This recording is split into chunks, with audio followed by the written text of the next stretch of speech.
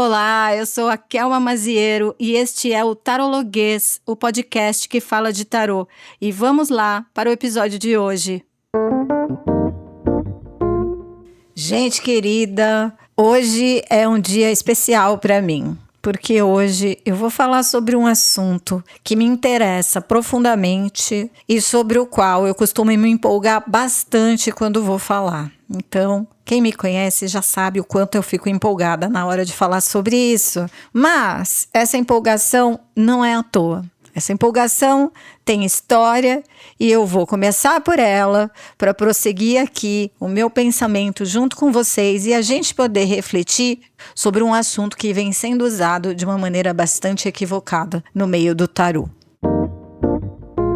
Muito bem, nesse bloco eu quero conversar com vocês sobre o que é a elitização. Mas antes de eu trazer essas informações para vocês, eu quero comentar de onde vem essa ideia da elitização. Para mim, essa ideia me confrontou durante a pandemia. Eu não sei se vocês que estão me ouvindo sabem ou estavam lá nessa época, mas durante a pandemia a gente enfrentou uma fase muito difícil no tarô.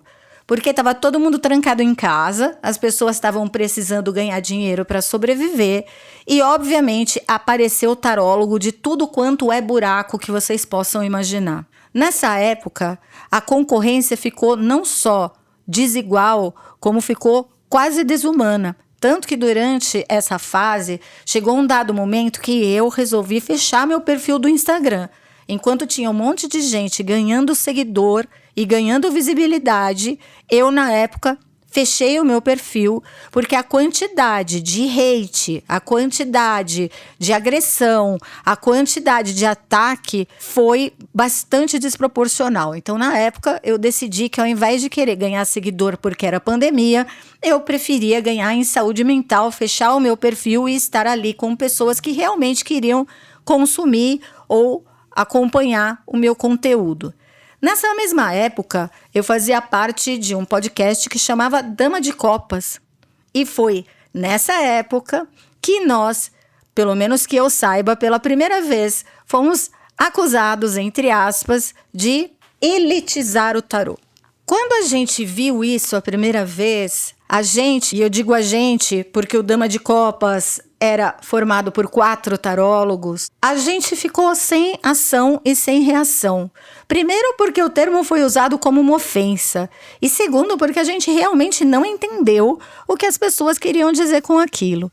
Depois de um tempo, a gente percebeu que esse termo foi sendo cada vez mais usado como uma forma de marcar diferenças e de marcar desigualdades. Mas espera aí, se a gente quer levar para o público mais informação, pensamento crítico e espaço para refletir sobre o tarô, como isso seria uma forma de elitização?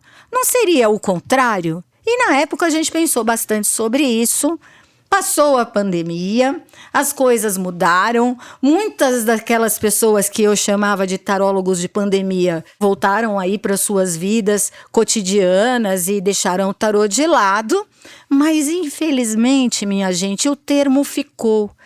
E até a atualidade, até hoje, é muito comum a gente ver pessoas usando esse termo, elitização do tarô, como uma forma de rotular alguém, de estar criando desigualdades e diferenças no ambiente de tarô.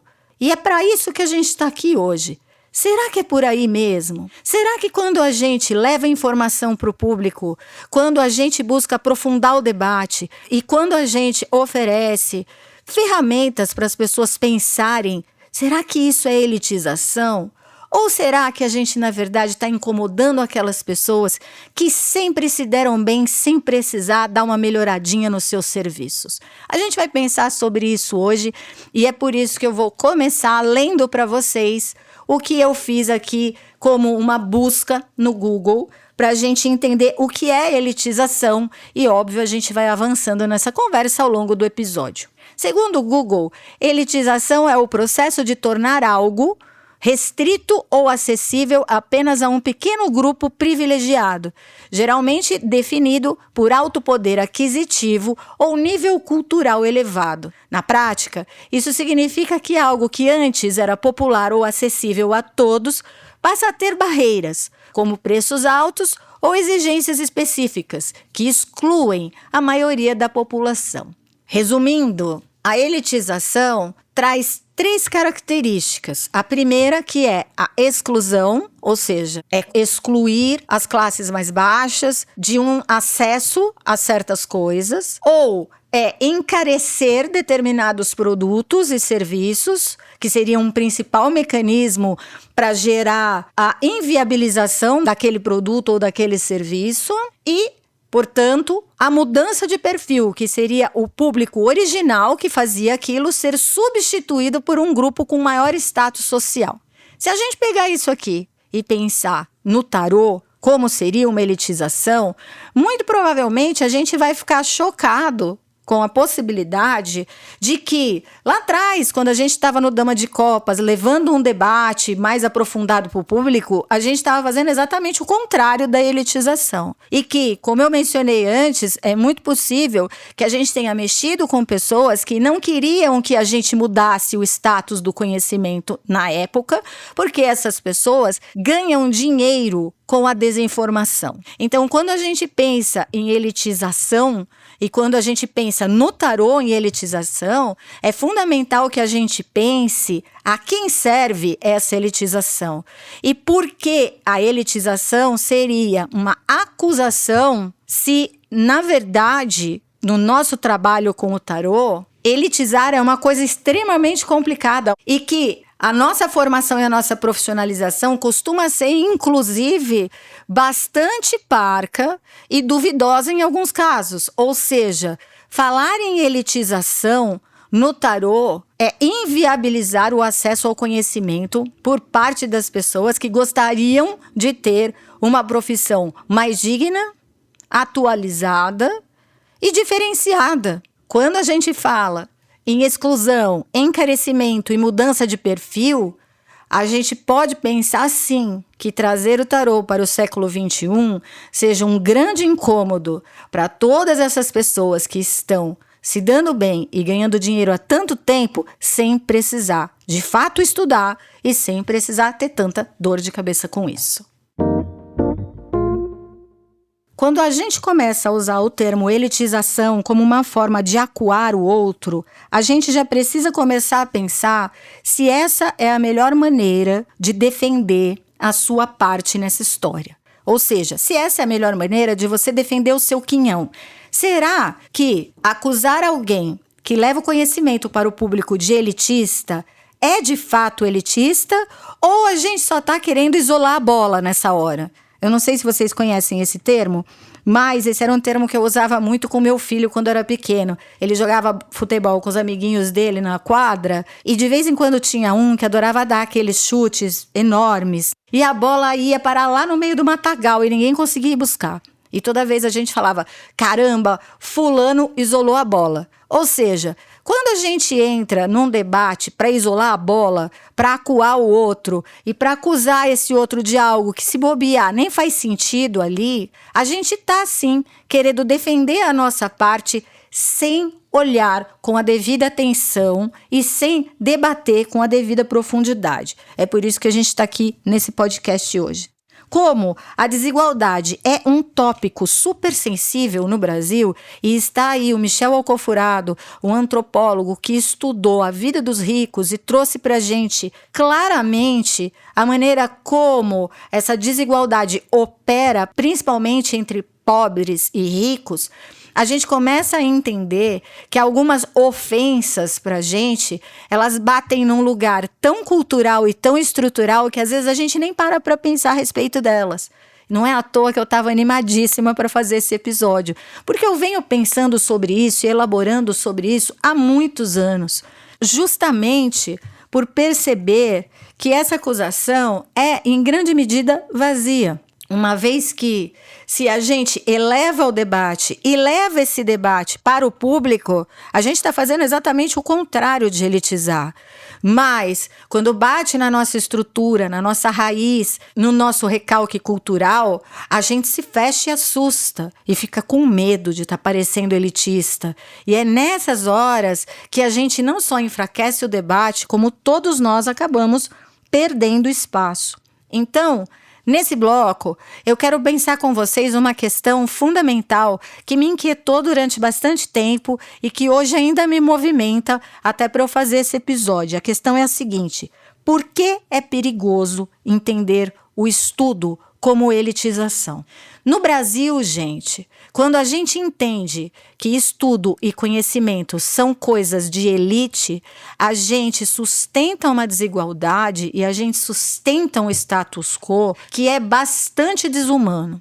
E no tarô isso não é diferente. Quando a gente vai a público e fala precisa estudar, precisa conhecer mais coisas, precisa investir no seu aprendizado, no seu conhecimento, a gente não está elitizando, ao contrário, a gente está levando para as pessoas uma oportunidade digna de elas estudarem, se aprofundarem e se apropriarem daquilo. Porque o estudo, minha gente, é pensamento crítico. E pensamento crítico é liberdade. A gente vai falar sobre isso aqui e eu acho fundamental deixar claro esse aspecto para vocês. A minha última masterclass no Núcleo de Tarô é sobre o uso do pensamento crítico e o quanto isso faz muita diferença na nossa vida, principalmente hoje em ambiente digital. Sem pensamento crítico, a gente perde a liberdade. E é aí que a gente vai ter uma coisa muito interessante acontecendo. A mesma pessoa que diz que o que a gente faz é elitização ao levar conhecimento para o público, é a pessoa que cobra um valor absurdo pelo seu curso, prometendo uma profissionalização que ela não oferece. Então, quando a gente perde a capacidade de pensar criticamente, a gente não se dá conta de que muitas vezes aquele que aponta o dedo e chama de elitista o outro é justamente aquele que está precisando manter o status quo que lhe favorece. Sendo assim, eu vou começar pensando com vocês essa ideia de um estudo que é necessário, porém ainda infelizmente visto como elitização.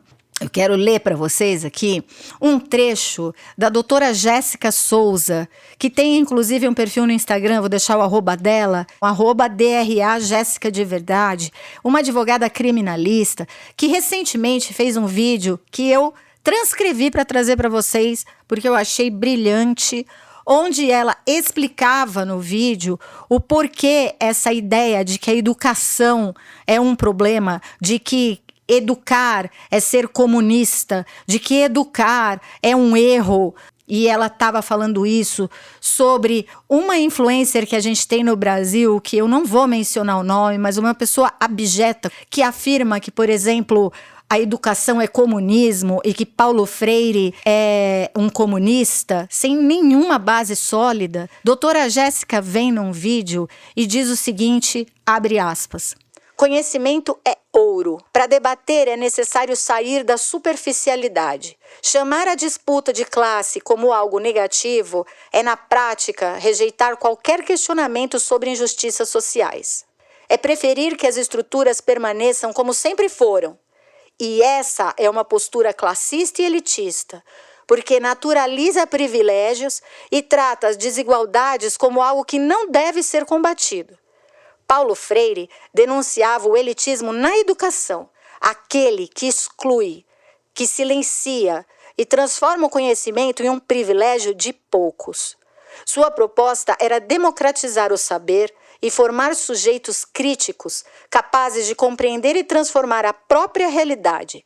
A principal característica de sua teoria é a educação como prática de liberdade. Ele defendia que aprender não é apenas receber informação, mas desenvolver consciência crítica para compreender e transformar a realidade. Freire também criticava a chamada educação bancária, em que o professor deposita conteúdo e o aluno apenas recebe. Em contraponto, propôs a educação dialógica, onde o aprendizado acontece por meio do diálogo. Professor e aluno constroem conhecimento juntos, a partir da reflexão sobre o mundo real. No livro Pedagogia do Oprimido, um dos mais citados nas ciências sociais do mundo inteiro, ele não criticou a disputa de classes. Ele analisou desigualdades já existentes e propôs caminhos para superá-las por meio da educação crítica. Reduzir uma obra dessa dimensão a um rótulo ideológico não é crítica, é empobrecimento do debate. Muitas vezes, certos discursos preferem simplificar, distorcer ou atacar o conhecimento porque aprofundar exige estudo, leitura e disposição para rever certezas. Talvez valha a pena olhar para a profundidade antes de tentar resumir tudo a uma frase de efeito. Fecha aspas. Aqui, doutora Jéssica falou absolutamente tudo. Eu não conseguiria falar tão bem quanto ela. E aqui, para mim, ela traduz maravilhosamente o que acontece com a nossa mentalidade quando a gente usa o termo elitização de uma maneira equivocada. Quando a gente insiste em dizer que o fomento ao estudo é coisa de elite. Quando a gente insiste em dizer que a prática mambembe é a que vale mais. Porque quando a gente olha dessa maneira para o conhecimento, a gente está literalmente mantendo a desigualdade. A gente está tirando das pessoas a possibilidade de estudar, de refletir, de pensar sobre aquilo que elas fazem ou querem fazer e principalmente de ter orgulho e, como eu já falei, dignidade na profissionalização. É assim que a gente vai manter cursos caríssimos com profissionais despreparados. É assim que a gente vai continuar formando tarólogos sem pensamento crítico. É assim que a gente vai manter gente jogando tarô a partir de atributos-chave na base da decoreba, achando que esse conhecimento bancário, como Paulo Freire falava, é o melhor. Eu vou lá, a pessoa vai me mostrar como que eu decoro os arcanos, vou jogar para os outros assim, vou seguir ensinando dessa maneira, vou cobrar uma fortuna e prefiro não mexer nessa realidade. Nesse terceiro bloco, eu quero trazer mais uma questão para vocês, que é uma questão que embasa esse episódio. Essa questão é a seguinte: a quem serve a ideia de elitização? E aqui eu estou falando especificamente do tarô. A quem privilegia essa situação que a gente já vive há tantas décadas no país, que é a situação onde só alguns trabalham com tarô daquela maneira específica e não se permitem rever o próprio conhecimento ou até contextualizar esse mesmo tarô na nossa realidade. A quem serve essa elitização? Será que somos nós que buscamos e fomentamos o conhecimento? Ou será que são as pessoas que preferem não rever a sua prática e preferem manter o tarô na obscuridade? Isso já ajuda a gente a repensar a ideia de elitização como acusação e principalmente como algo que faça realmente sentido no perfil de pessoas que levam para o público informação, muitas vezes sem custo ou com custo acessível, permitindo que essas pessoas possam refletir sobre o tarô e dar para a profissão oraculista um sentido muito mais elaborado e de muito mais respeito. Porque enquanto a gente continuar entendendo o estudo e o fomento ao estudo como uma forma de elitização, a gente está sim mantendo estruturas de desigualdade que fazem parte da nossa história.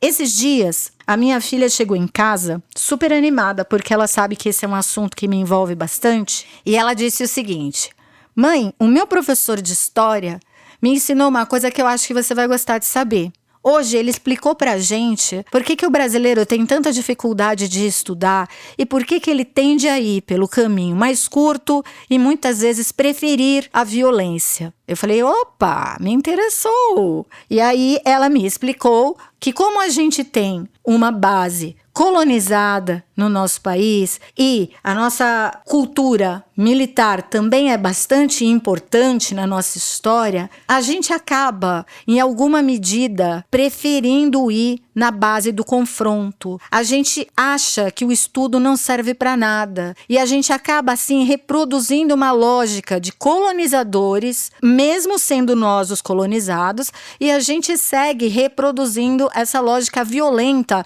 mesmo a gente não se dando conta, fomentando e mantendo essa desigualdade que eu mencionei antes. O professor de história da minha filha, Ranon, aliás, vou deixar aqui o nome dele para agradecê-lo publicamente pela contribuição, levantou mais um aspecto que eu quero compartilhar com vocês aqui. Na verdade, o nosso passado militarizado do Brasil, especialmente durante a ditadura militar, que durou de 64 a 85 do século passado, impactou profundamente a relação atual que a gente tem com o estudo, com a escola e com o conhecimento. O legado desse período se reflete na estrutura, no currículo e, claro, né, gente, na pedagogia, promovendo um modelo que privilegia a passividade, a profissionalização rápida em detrimento da formação crítica e a persistência de ideais autoritários no ambiente educacional. Eu imagino que enquanto eu esteja falando isso, vocês estão entendendo perfeitamente onde eu quero chegar, porque no tarô isso se coloca claramente. A busca por cursos rápidos, às vezes as pessoas se endividando para fazer cursos caríssimos e muitas vezes preferindo fazer curso de decoreba, curso que te ensina a combinar arcano maior com menor numa apostila sem que você precise pensar sobre aquilo.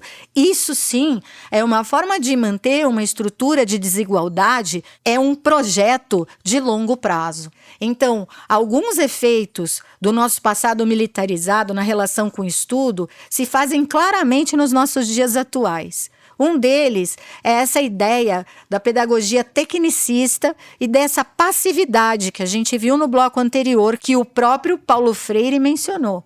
O regime militar introduziu uma pedagogia tecnicista focada na eficiência e na formação técnica, o que muitas vezes inibe o pensamento crítico e a própria criatividade dos alunos. Esse modelo moldou uma cultura escolar onde o aluno tende a ser um receptor passivo de conhecimento, dificultando a construção de uma postura questionadora. Dessa maneira, eles reforçam o quê, gente? Controle e disciplina. A gente mantém todo mundo ali controlado e devidamente disciplinado.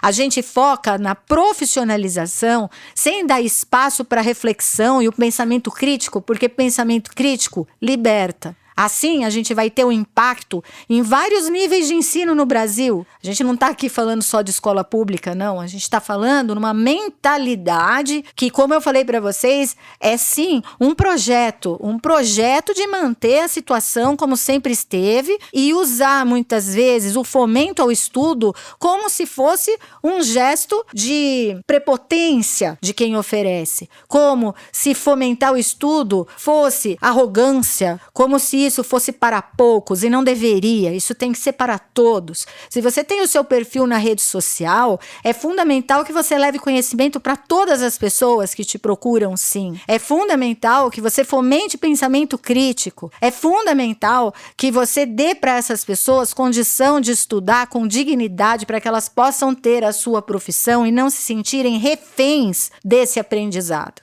Quando a gente reforça essa estrutura militarizada que a gente tem historicamente, a gente resiste a esse pensamento crítico. E a gente não pode esquecer que na ditadura houve uma perseguição absurda aos professores, estudantes, intelectuais, e que se instalou um sistema de vigilância e de censura que gerou um medo e uma aversão à pesquisa acadêmica ou mesmo ao debate de ideias críticas em algumas instituições, gerando uma situação que a gente ainda hoje tem que lutar para superar. E aqui a gente também não pode esquecer que a falta do ensino aprofundado e do ensino consensual, aquela pessoa que vai estudar consciente de que é importante estudar e pensar, isso faz com que as pessoas se afastem da noção de direitos humanos, que essas pessoas reforcem padrões de desigualdade e que essas pessoas invalidem a memória das nossas lutas, a memória do nosso país, a memória da nossa história. Vocês percebem o quanto isso é sério? Vocês percebem o quanto fomentar estudo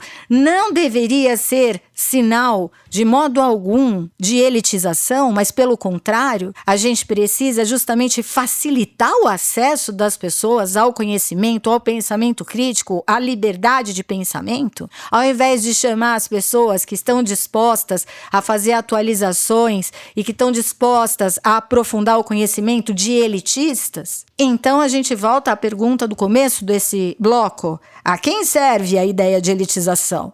Eu quero compartilhar com vocês um trecho de uma aula do Michel Alcoforado, o antropólogo do luxo, como ele é conhecido, que estudou durante anos as pessoas ricas no Brasil e que no Café Filosófico trouxe uma percepção que eu acho fundamental para a gente encerrar esse episódio. Abre aspas. O que me fez pesquisar os ricos no Brasil não era a denúncia, não era a crítica, apesar de achar que em todas as minhas colocações há uma crítica social não a ninguém, mas a um modelo de sociedade que privilegia um jeito de produção da diferença, que gera mais diferença do que igualdade. Mas há, sobretudo, uma necessidade minha, fundamental como antropólogo, que é entender por que os outros fazem o que fazem. Mas entender fundamentalmente o que faz um rico no Brasil. Porque já adianto para vocês, no Brasil, dinheiro não é suficiente para fazer alguém rico. A questão básica que se coloca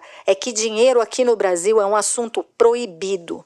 Você imagina que o principal atributo que marca a distinção desse grupo, que é o fato de ter dinheiro, é justamente o impeditivo. Você fica muito incomodado quando alguém revela o dinheiro que tem. Você não consegue perguntar para sua alma gêmea, com quem dorme todo dia e compartilha as maiores intimidades, quanto você ganhou. Esse modelo de sociedade que proíbe ou não deixa a gente pensar em dinheiro ou falar de dinheiro de forma clara, obriga que os ricos aqui, para conseguirem contar para os outros que são ricos, vão ter que inventar outras formas para construir essa diferença. E esse foi o foco do meu estudo.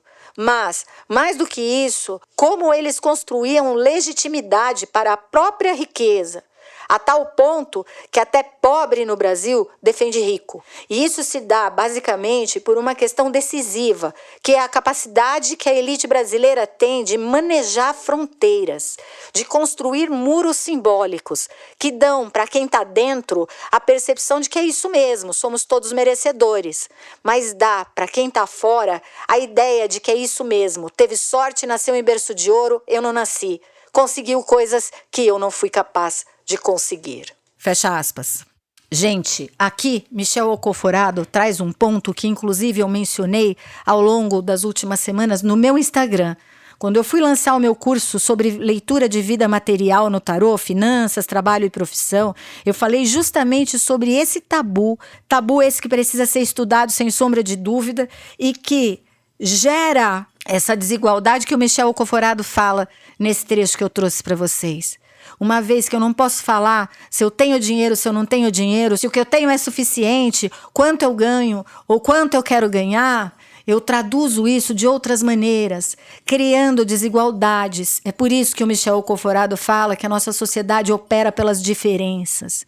E, portanto, gente, quando a gente fala de tarô e quando a gente combate o estudo do tarô, quando a gente critica a busca por conhecimento, quando a gente diz que levar o tarô para o ambiente acadêmico é coisa de gente elitista, quando a gente fala que levar o pensamento crítico e a reflexão para o público é uma maneira de prepotência, a gente está, sim, reproduzindo desigualdades, a gente está, sim, protegendo uma estrutura que funciona só para poucos. E a gente está olhando a nossa profissão, mantendo esse olhar de marginalização, de pouco acesso, onde as pessoas realmente entendem o que a gente faz como algo menos valioso.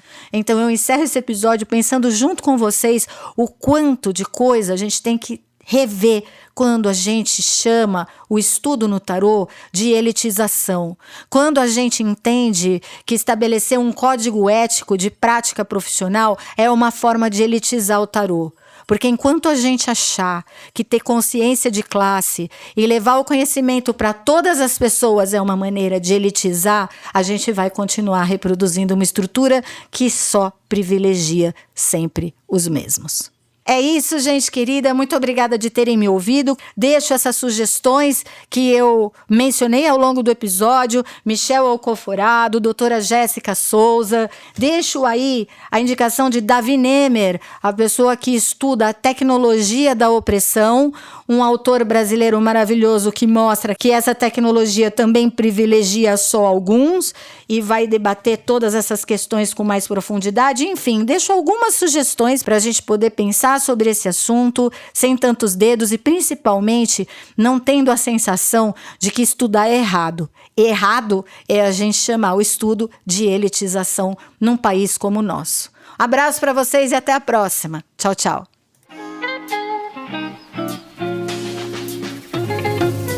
Obrigada por me ouvir até aqui. Vale lembrar que este podcast não substitui nenhum curso, aula ou formação em tarô e nem prepara pessoas para atenderem profissionalmente. É um espaço de reflexão. Para ser um praticante ou profissional, faça cursos responsáveis. E para ter uma boa experiência na leitura de tarô como consulente, busque profissionais experientes e confiáveis.